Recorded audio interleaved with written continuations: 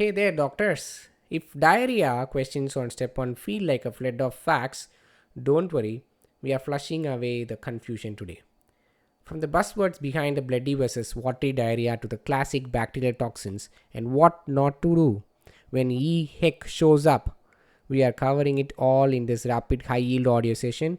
Let's dive into the gut and decode what the USMLE wants you to know. Let's start with the big split, bloody versus watery diarrhea. This is a classic USMLE style chat and they love to give you clues like fever, abdominal pain or large volume diarrhea to see if you can identify the cause. First up, bloody diarrhea, also called inflammatory diarrhea. The usual suspects here include Shigella, Salmonella, Campylobacter, E. heck, and EIEC, and Yersinia. These bugs are invasive, meaning they invade the mucosa, trigger inflammation, and causes fever, abdominal pain, and tenesmus.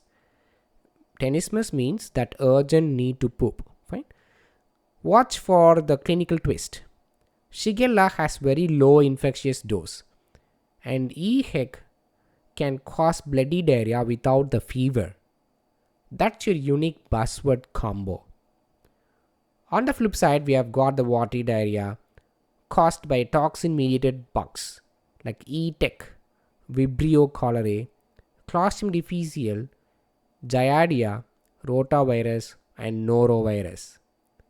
These bugs don't invade, they just mess with your electrolytes. Think no fever, high volume diarrhea, and risk of dehydration. The classic here is the E. tech, that is a traveler's diarrhea, and also think of cholera, which gives rice water stools. Okay, next let's talk about toxins.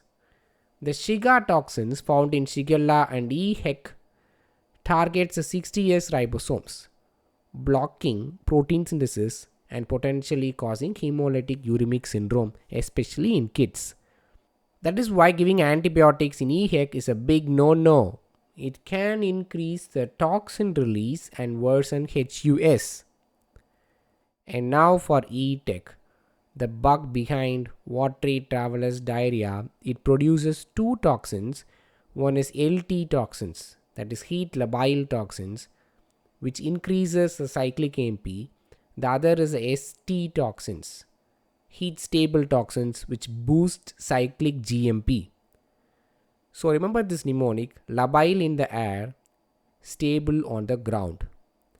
LT, remember, for cyclic AMP, and ST for cyclic GMP. Then there is cholera toxins, which works like LT by ramping up the cyclic AMP via ADP ribosylation of GS protein, resulting in massive chloride and water secretions. Hello rice water stools, remember. And don't forget Clostridium difficile. Its toxins A and B can cause enterocyte apoptosis and inflammation, leading to pseudomembranous colitis, often triggered after antibiotic use. A clue that's too good to miss is recent clindamycin or fluoroquinolone use followed by diarrhea. To lock in the associations, here is what to look for. Remember, rice water stools, Vibrio cholerae, and then traveler's diarrhea, it is E. tech. Bloody diarrhea with HUS but no fever, that's classic E. heck O157 H7. Post antibiotic diarrhea, Clostridium difficile, and reheated rice, that is Bacillus cereus. Salmonella, look for exposure to reptiles or undercooked poultry. And then petting zoos and seizures in kids, it might be Shigella. Pseudoappendicitis, don't get fooled, it is Yersinia enterocolitica. And then comes the raw oysters or seafood, that is Vibrio parahemolyticus. And when you see E. heck in a question, remember, it doesn't ferment sorbitol. And that's a great way to differentiate it from other E. coli strains in lab-based questions. Last but not the least, never give antibiotics in EHEC infections. It increases toxin release and worsen HUS, and that's a favorite USMLE trap. Alright, speed round time. Bloody diarrhea, think of invasions. Shigella, EHEC. And remember EHEC for no fever. Watery diarrhea, think of toxins. ETEC, Vibrio, Giardia, norovirus. Shiga toxins inhibit 60S ribosomal subunit that can lead to HUS. ETEC, remember the LT toxins increases cyclic AMP and ST toxin increases cyclic GMP.